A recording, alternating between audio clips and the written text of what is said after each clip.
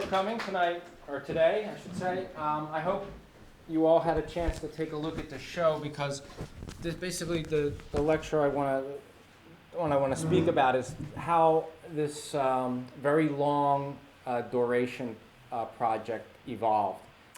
I started photographing these pictures, or sort of architectural based work, in the early 90s. As the exhibits laid out, I tried to show some of the earlier images that I was interested in, and I kind of grew out of details, and I was interested in really tactile aspects of photography. Sort of the jumping right ahead is I wanted to organize this exhibit. This is a mock-up. Well, this is one of the last versions of the cover. We had one before, just recently decided, but it'll look a lot like this. Paul Dry Books is a Center City, Philadelphia publisher. This is, I think, the first real major art book that he's done. It'll be about 150 pages. It'll be 97 duotones, I believe. And there'll be a few essays, as well as some of the historical research that I've compiled that'll be in an appendix. So each picture has a biography, so to speak, of each building, talking about why it was built to why it was abandoned or how it became reused. So keep an eye out for that. I believe it will be available by March of 2014. As I was, it's just not going forward. Let's see how it always does when you just test it out. So let me see if I can. Is this thing on? No.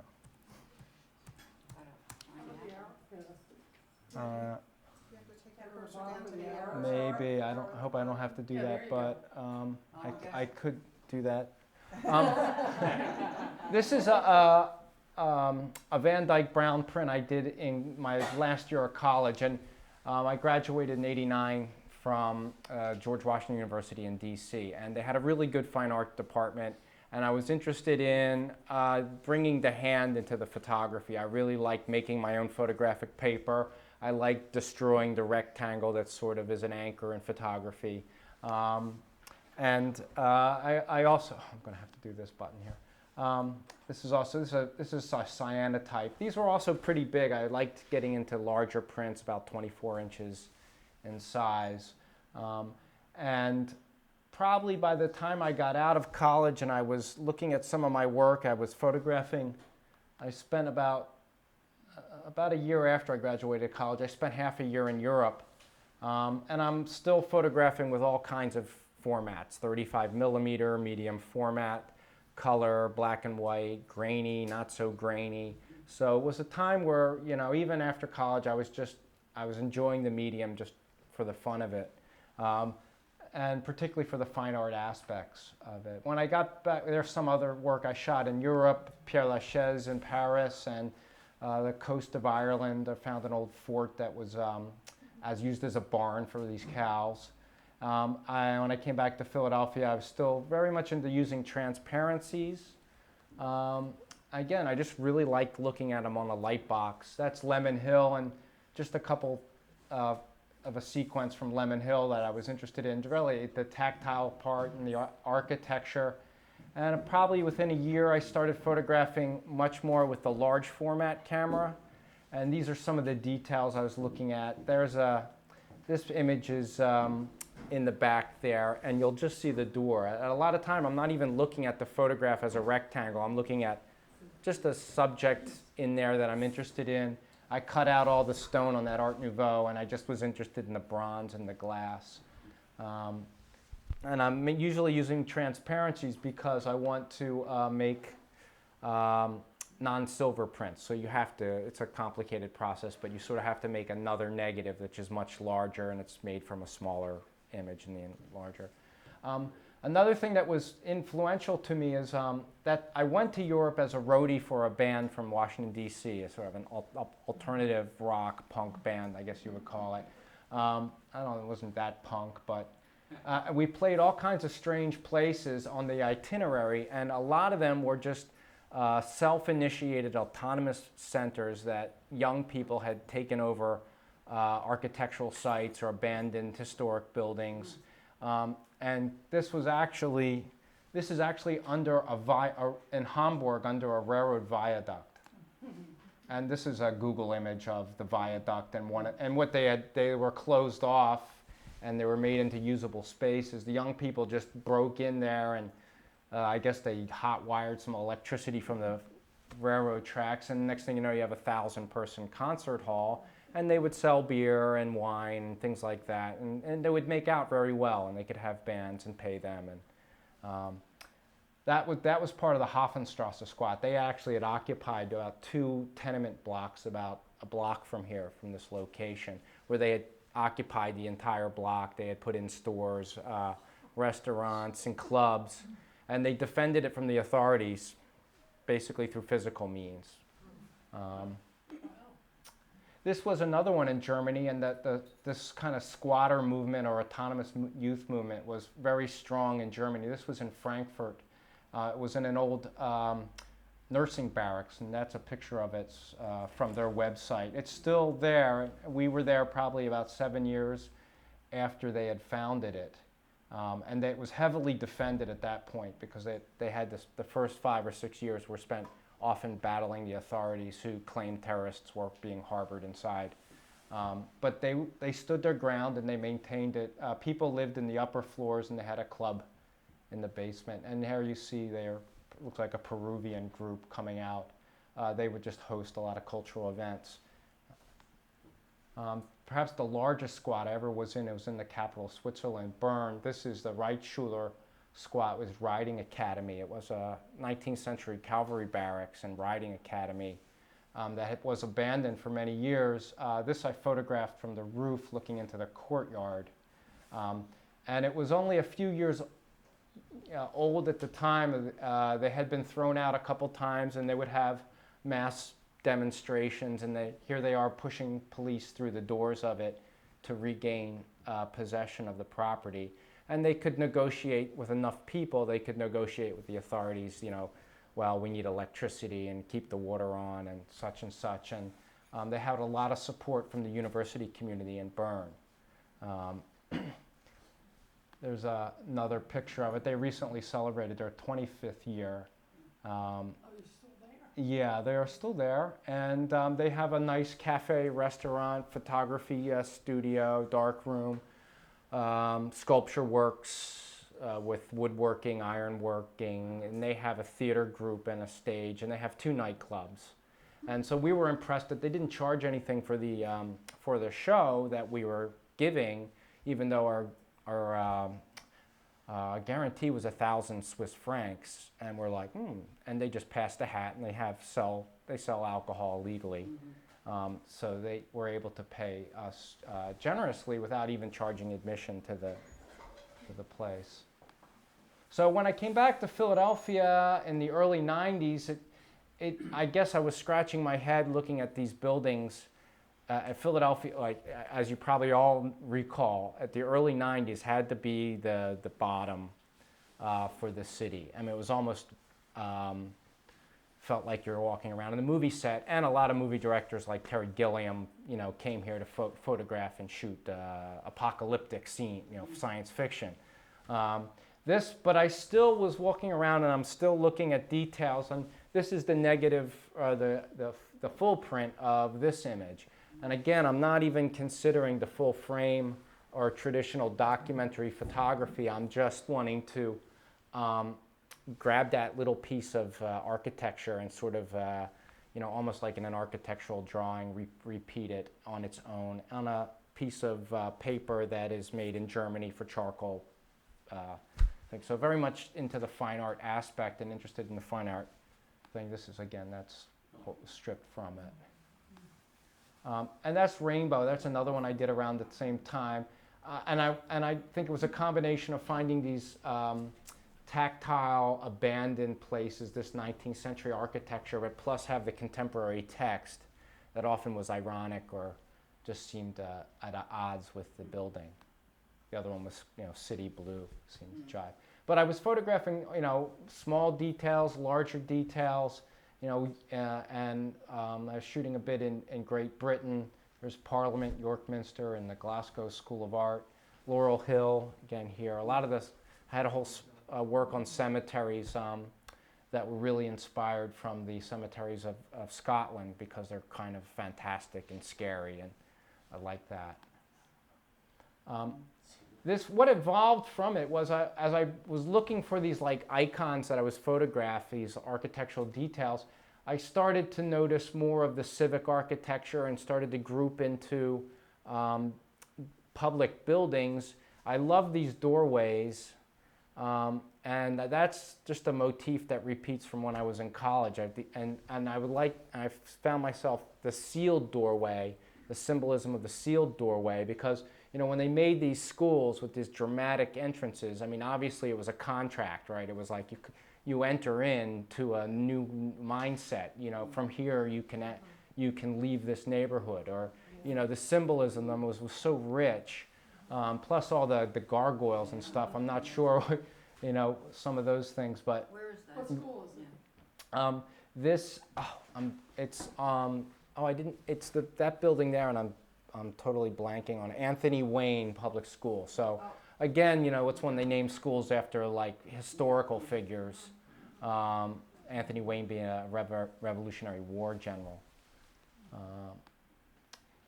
I really, at the beginning, I was attracted to this Gothic architecture because the city so tragically devalued in the 90s just reminded me of sort of the medieval period or the dark ages of Philadelphia culture. We're going the way of Detroit. Yeah, I think we're lucky not to be not as unfortunate as Detroit, but Detroit just that was one that got away. This was, and again, sort of the historical nature. This building was imploded about a year after I shot this photograph in '95 or '96, it was amazing that it had no historical protections. Although for the Northeast Philadelphia, there was nothing that came close to it as a landmark, and they had one landmark, and boom, and people cried when it was knocked down. That was on the news. This is the Edgar Allan Poe School, which is now the Girard Academy for Music, GAMP. It was a very successful music program, but it was an abandoned elementary school, but luckily it was a nice model for what they can do with unused schools. As each class graduated, they closed that class out for the Edgar Allan Poe School, and then they moved in the music program, one program. So over a 4 or 5 year period, no one knew this school was changing. It was just slowly evolved. Did they make it more beautiful? Have you seen it since? Yeah, I mean, I've spoken with the principal. I haven't had a tour of it, but from the that outside? program is successful. Yeah, actually they just recently did an addition to it. The Eli Ife Museum, it was the first African American museum in the state of Pennsylvania, and it was at Girard and Germantown Avenue and Dolphin Street. And there was a dancer named Arthur Hall who introduced modern African dance to the world, essentially. And he founded this group, Eli Ife, which still lives on as the Village of Arts and Culture as a portion of it. But the museum, unfortunately, is lost. The city foreclosed on it and for taxes, and he was discouraged with funding issues, other funding issues, and the building has been demolished, and the collection was looted. This was one of the first pictures I shot on Broad Street, South Broad Street, at Ridgeway Library, and this one always struck me. And but as I started to tune into the issue of the lost monuments in the city, this became, sort of a touchstone for me. And then this is where I started to see that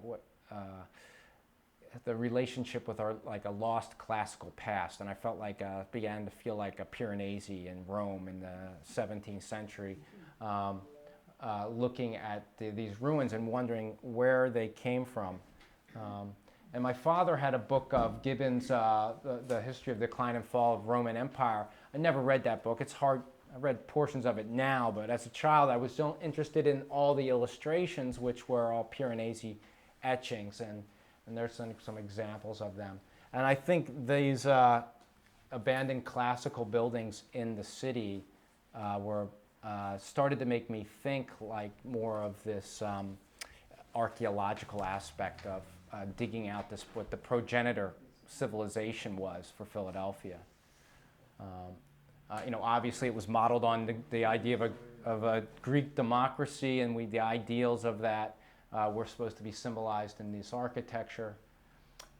Also, when I came across large groupings of buildings like the Naval Asylum, like this, and I would often shoot, for many days over the whole grounds and create a whole suite of images. This is all just on Grace Ferry Avenue. It's owned by Toll. Yeah, and that's in the book. I mean, you could write a whole book on that, but the tragedy of a lot of historic buildings and the way the city manages its assets like that. This is a good example where the city was basically offered this site by the federal government during the early Reagan administration, and they actually had the neighborhood organize groups and say, let's have planning meetings for what to do with this site. They never got back to them, and they never put up a bid for the property, and there was only one bidder when the government had its auction, and it was Toll Brothers, and I think they got it for like a little bit more than $1 million. And it was 17 acres of center city property with a river view. And then they let them propose, I don't know, thousands of units, and it's just crazy. I mean, if you go there now, you just look at a Google image and you'll see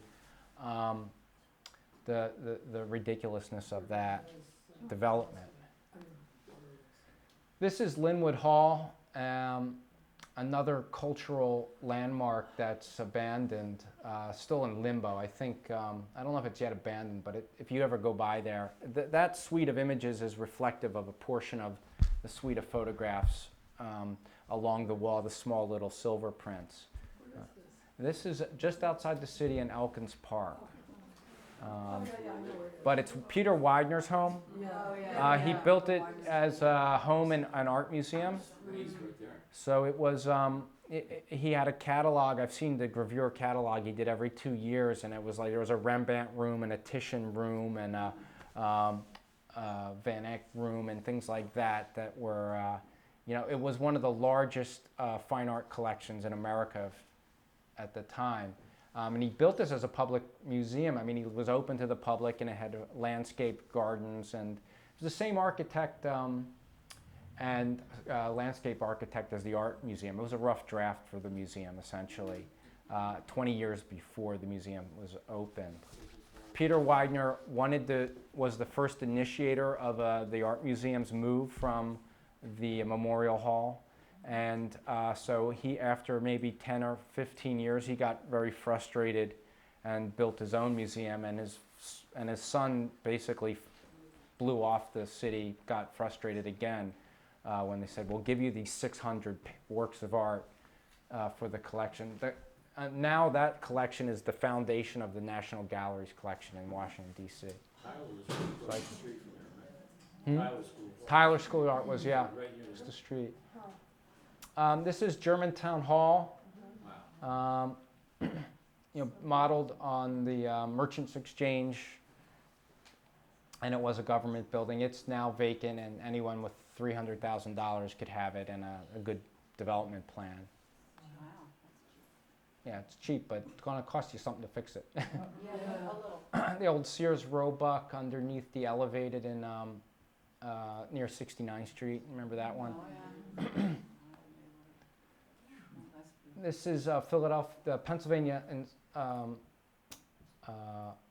Pennsylvania Hospital for the Insane, which I believe was probably in America the first campus insane asylum. The idea of getting the patients out of the basement of the Pennsylvania Hospital on Pine Street and moving them into a place where they could actually be put in have some air and some things to do and to be treated with more dignity.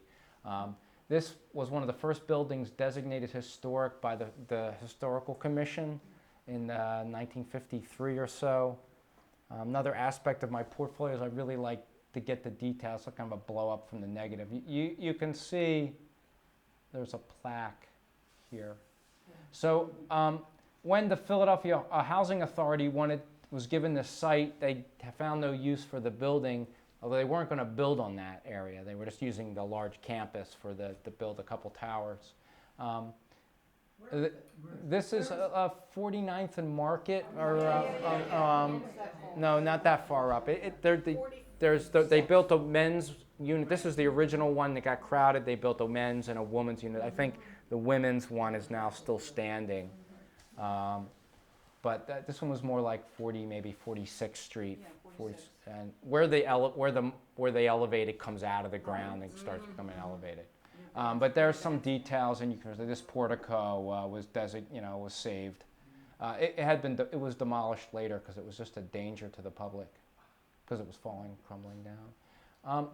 After a while, this building, the Victory Building, became of interest to me because this was a real a sign for the rekindling of the preservation movement in the city. The Victory Building really rallied people when they heard that building had been given a demolition permit by the city to knock it down without any real development plan behind it. It would probably be in a surface lot or something like that.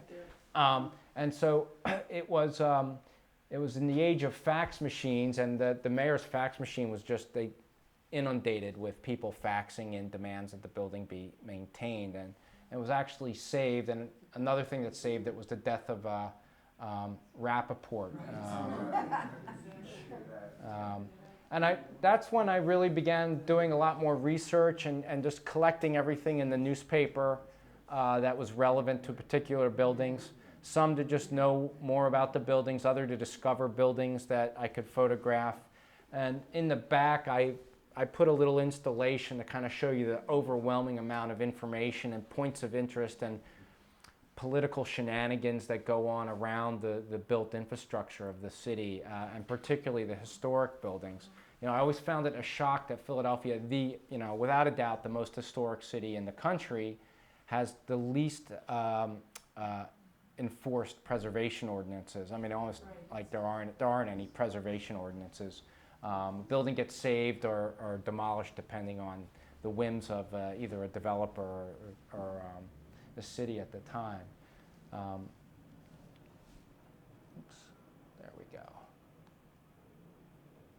go. And a grievous example of that, and sort of, what gave me, I always had interest in politics and the aspects of kind of crony capitalism and stuff like that, which we're now sort of seeing the complete maturation of in this country. This was a good example of a block of Sampson Street, which I used to walk down, and it's amazing. When this was turned into a parking lot, even though it had a national designation for a historic block. A perfect example of a 19th century ensemble of small businesses and apartments. And even one of them was a Frank Furnace building on the end. But it was purchased by the, this is what it was turned into. A surface lot, and the city insisted on the little hedgerow here to keep it nice and neat and pretty. It has now recently been replaced with an apartment development, which is just opening up now. But we had about 10 years of this surface lot, and it was all thanks to the Historical Commissioner, Wayne Spilov, who was the standing commissioner at the time. He was the chairman of the Historical Commission, who oversees the protection of historic properties, but he's also a developer. And so he bought the Rappaport buildings and packaged the set and came up with this parking garage idea. And even though he had no approvals for the parking garage, he demolished the buildings anyway. And if you Google him, you'll see Wayne Spilov, Preserving Philadelphia History. And I just, and there's his front page of his website. You see his connections. A similar example was the Rindelov's Row at 18th between Sampson and Walnut Street. Again, probably even a better example of that little ensemble, that 19th century ensemble of, which the city dubbed the French Quarter. There's a detail, I can find my cursor, yeah. There's a detail from one of the photographs showing you that the city attached this French Quarter. Because of the historical nature of the block, they dubbed it the French Quarter, I believe in like early 2000 or something like that, with great fanfare and this aspect to celebrate this scale of urban architecture. And the city, to its credit, kept my mouse. No, okay. There was an art gallery here, and this is when they were closing out. This is another detail from that photograph. The buildings were all demolished by a developer who claimed hardship. They were building a $100 million condo unit, condo unit, and they couldn't afford to preserve this facades. So they were given permission to demolish the entire set of buildings. But only like 12 months earlier, this little gallery here had petitioned the Historical Commission to change his window because he wanted to open the glass up to show his paintings a little more in greater scale. And they said, absolutely not. This is a historically protected building. It goes down after. Different set of rules. So, it also shows you the scale of influence that you have to bring towards the city's aspects. This is the North Philadelphia station. I have an image here simply because that was the first digital print I did that I liked enough to make an exhibition print out of it. And I believe that was like 1990 or 98. That this is also, had a lot of finagling about it. It's famous because people take the train in New York and they see the station. And for years, people tried to get the city to do something about that station. They finally made it into a discount store with 1,000-car parking and a path mark at the end. This is what it looks like.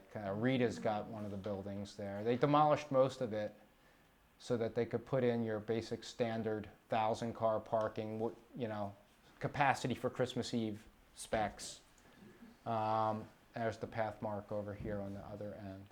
So it also, these sort of things, and I started mapping out that, if the city was going to redevelop properties or their aspect, it was in the late 90s and the early aughts was to bring in a suburban developer, clear out block, 2 blocks, maybe 3 blocks, and anchor a supermarket and have a ton of parking. The imagination was that the city concept was gone, bring in the winning concept, the suburbs, and plant it in the city. I also, another influence I had, it was 19th century photography, particularly the French photographers, this is Baudu, and that sort of survey period in photography where it was the first real maturation of photography, the wet plate. And they would make these giant glass plates, and they would make contact prints from them that were exquisitely detailed. A lot of the subject matter was architecture, and it was a big influence to me. I really wanted to kind of match that quality and that kind of seriousness of the collection. Some other examples of Baudu. And,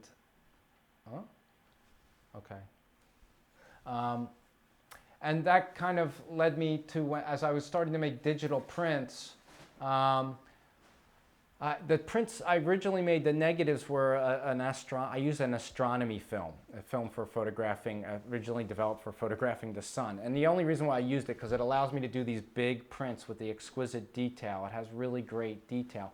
But it's not particularly great for pictorial use, like skies, grass, and a mix of things. But all along, I was always photographing sort of what I call perspective views, images that didn't conform to this axial, straight-on format, but they interest me anyway, and I photographed them. And as I started to see this develop into a wider portfolio, more of a documentary portfolio, I saw the need of using those. But they're really hard to print in the darkroom. And I was constantly like reading Macworld and computer magazines and stuff, trying to find what would allow me to print these. I knew digital would allow me to print them a lot more successfully, at least in a more consistent fashion. So around the, I would say, early 2000s, I was beginning to print and scan the images and produce a portfolio. And then as it developed, I got this, the city abandon idea came up really to organize it as I organized it, and became a city, schools and businesses and government buildings and health centers, hospitals, libraries and museums. And when I started to put it together in a large group, it looked like a whole city. Like it had all the bricks and mortar institutions of a city, and it became this city abandoned. As when you looked at it, it just looked like there's nobody living there, and it was found by an archaeologist. I'm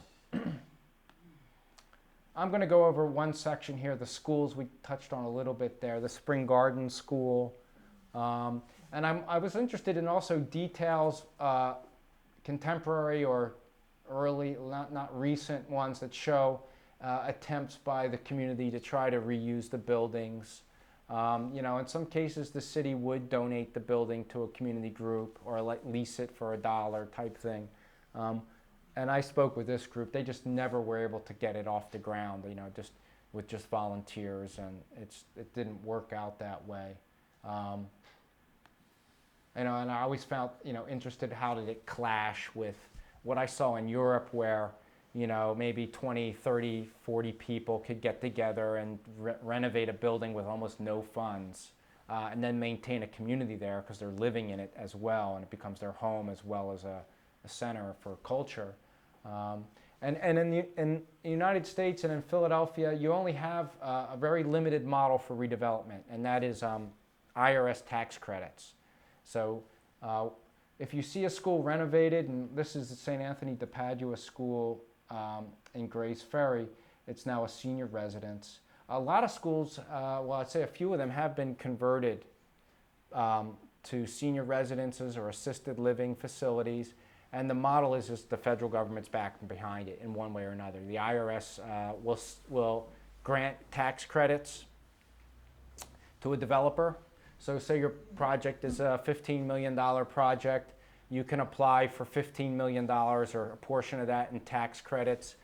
The state and the IRS will agree to that, and you will get maybe $10 million worth of these financial instruments called tax credits, which you then sell to institutional investors, which then use them to write off taxes. So they can just write off a tax bill that way. So it's a backdoor way of getting federal funding for this sort of thing. And then plus the developer has a guaranteed revenue stream through, they know Social Security or Medicare is going to pay for some of the assisted living things. So it's sort of a, the government it's a centralized model for how it works. And it does work if the building is in an area that the developer thinks will work. Another thing I followed is the Board of Education. I love this building. And I love how a building can just be a way of opening a discussion or showing a political angle, which was the state takeover of the schools. After starving it of funds for several years, they then accused it of mismanagement, and they came in and took it over in 2001 on Christmas Eve. So there wasn't a lot of there was press that they took over, but there was almost no analysis in the paper. I was interested in the building because it's so beautiful and a great example of public architecture, celebrating the schools in a way, how important they were. And this led me to investigate, this is a little synopsis of what happened, but I was amazed that the city ended up selling this building, or school board ended up selling the building for $40 a square foot, which is just twice commercial rents, for the city, average commercial rents for the city, and being on the Parkway, and being part of the sort of city beautiful movement. I thought it was a terrible giveaway. And what was interesting is, and how I believe they were able to get no press for this, is they cut the Daily News or the Inquirer in on the deal by buying their plant. The rat-infested, abandoned printing plant on Broad Street became the new center. And this was supposed to save the city millions of dollars. Ended up costing, I think, more than $130 million to move in. So it was a tremendous loss. And the building's still rat-infested, though it's occupied with the employees. Which building? The new building? The school board, the new school board headquarters on Broad Street, yeah, 404 Broad Street. Yeah, they did complain, I mean, you know, Yeah, they yeah. did complain about rats, huh? What's also interesting is Goldman Sachs was in on that deal as well somehow. Yeah, and then I went to the deeds office to try and find out exactly what money changed hands, and it's very convoluted because the building passed for $1 and then they promised a development deal of $100 million or something like that. You really have to be a lawyer to go down there and figure out what actually transpired. But again, you won't find anything in the newspapers about it. This is another triumph of the School Reform Commission, is the Auden Reed High School. They demolished this historically protected or designated National Historic Landmark, basically because it was the worst performing high school. And no doubt, you know, they had this beautiful public architecture in front of the school for many years to symbolize to symbolize something for the children trying to get ahead in their life. This is the new school, which cost, I think, $60 million to produce, and they were only able to move 300 students into it when it opened. And now the controversy is they gave it to a charter school company, that had failing grades and actually had their contracts revoked just a year before. But because the federal government Department of Education was giving them a grant, that's what the city said. Oh, they're going to get some money from some Wall Street backed foundation and the federal government. Yeah, Auden Reed. There's another just example of banks. I didn't focus on these in the beginning of my project. There was just so many abandoned banks that I just didn't know what to do with them. I probably wish now I did more. It's just I didn't realize at the time how many banks the city once had, and the whole idea of banking and the evolution of our times is, there were tens of thousands of banks in the United States at one time, and I just saw a chart yesterday, and there were now down to a couple handfuls of banks that control most of the banks in the country. And again, that's part of the problem. This led me to discover some maps. It led me to the Depression and the root of the problem with the city, and where was the plug pulled on the city. Because if you look at the history of the city, it was ascending mightily fast in the 1890s, 1900, 1910, 1920s. They're building the Parkway. They're talking about overtaking Paris, really becoming a major metropolis. And then you have the Depression. And then during the Depression, the crisis of the Depression, you have a major housing crisis. This is a map, and I have some of these maps in the back, but I discovered these race maps that were built around the mortgage industry. And this is a map showing some of South Philadelphia, and the legend of the map is red is for blacks, and green is for Italians, and blue is for Jews. And if you look at I have a copy of the legend. It's like straight out of Nuremberg trials. The red here is commercial property, so they're kind of like not part of this listing. And what I noticed is, and the beginnings of segregation of the city and the ghettoization of the city. And we didn't have ghettos 100 years ago. And we didn't have we didn't have segregated neighborhoods. We had neighborhoods that when one block might be Italian, but the next block was black, and then there are Jews down another block, but then the general neighborhood area was integrated, and the institutions, the schools, the stores, and things like that were generally, integrated.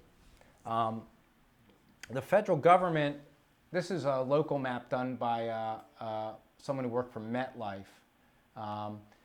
He later went to the federal government under the Roosevelt administration, and the beginning of the Homeowners Loan Corporation, which is a predecessor of the Housing Authority, the federal FHA. And they put together over 200 of these maps for over 230 cities in the country. And this is where the term redlining map came. And this is the red line map for 1937 for Philadelphia. And the red line map essentially tells the federal government assumed mortgage insurance for the entire housing industry, residential housing industry in the country. And if you wanted to get insurance for your mortgages, you would have to be in the blue or green areas of these maps. If you were in the red, you absolutely could not get backing for your mortgages. You couldn't insure your mortgages, so you had to assume all financial risk. Again, this pulled the plug on the local banks, because if you can't make local loans, then you're not going to really be able to make a lot of loans. You're assuming that you can't insure them. What's interesting, and as I have another map, is I plotted all the photographs in the city abandoned portfolio, and they almost all of them fall within that red or the yellow area. It was essentially an embargo, a financial embargo. And if people had to sell houses, it had to be a cash deal, unless you had a bank that would take on the risk. So if you're buying a house, you had to have cash. This is the case for Harlem. Like, what happened to Harlem? What an opulent area. And people up there say, well, it was all cash deals, and of course that destroys the value of your real estate, because real estate is essentially valued because of what money credit you can get. These maps were in bank vaults until 1979.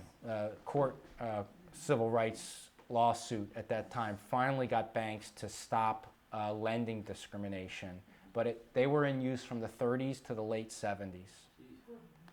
The details show you. They also set the ground for the suburban explosion after the war, because basically a lot of the legislation was in.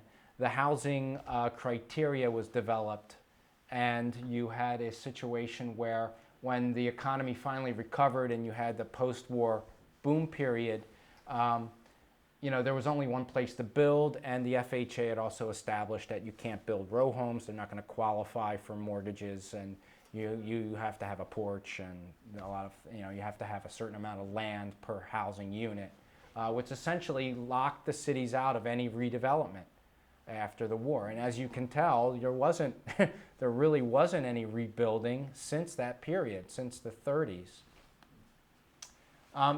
This led to what I believe was segregation as we know it. I mean, I was amazed to find out that segregation is a 20th century word. It was not used, it was not known in the 19th century. If you read W.E. Du Bois, Philadelphia Negro, and his work, he never mentions the word segregation.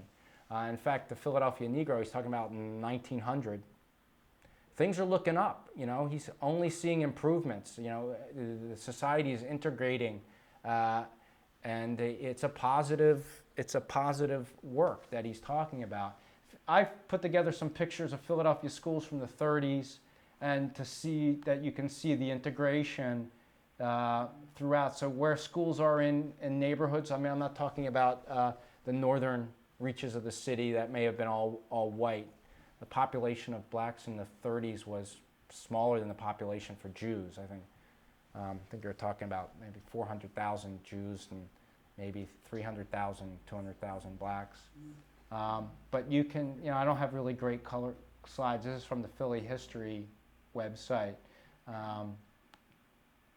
This is outside Audenried when it was a junior high. So that's that's what I really like about this portfolio is it brings together, you know, my political interest, my fine art interest, my architectural interest, my interest in history, and I don't know if I'll ever find a project that would grab so much of the things I'm interested in one. And I hope when the book comes out, that'll be summarized in a way that will make sense.